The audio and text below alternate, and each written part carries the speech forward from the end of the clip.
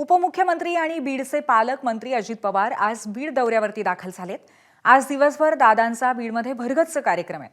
बीडमधील कायदा सुव्यवस्था आणि इतर बाबींवरती दादा झाडाझडती घेणार आहेत। दुपारी 2 वाजता बीड जिल्हाधिकारी कार्यालयामध्ये बीड जिल्हा आढावा बैठक होईल। या बैठकीला मंत्री पंकजा मुंडेही उपस्थित राहतील।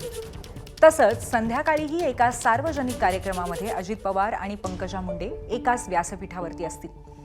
अजित पवार राष्ट्रवादी काँग्रेसच्या पदाधिकाऱ्यांशीही आज चर्चा आणि बैठका करणार आहेत। जिल्हा आढावा बैठकीनंतर अजित पवार पत्रकार परिषदही घेतील।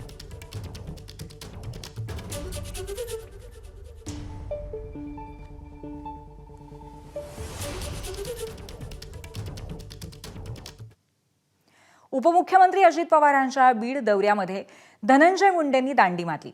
प्रकृती ठीक नसल्यामुळे अजित पवारांच्या दौऱ्यात उपस्थित राहू शकत नाही अशी माहिती धनंजय मुंडेंनी स्वतः ट्विटवरनं दिली आहे।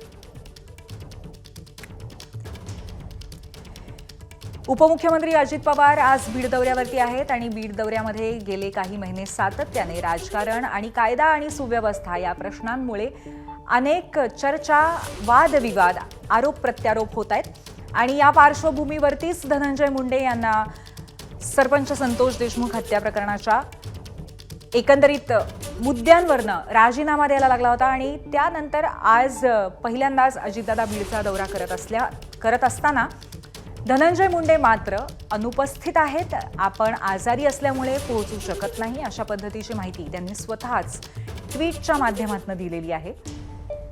अजित पवारांच्या दौऱ्याला धनंजय मुंडेंनी दांडी का मारली या संदर्भामध्ये अर्थातच चर्चा सातत्याने होत आहेत। एबीपी माझा, उघडा डोळे बघा नीट।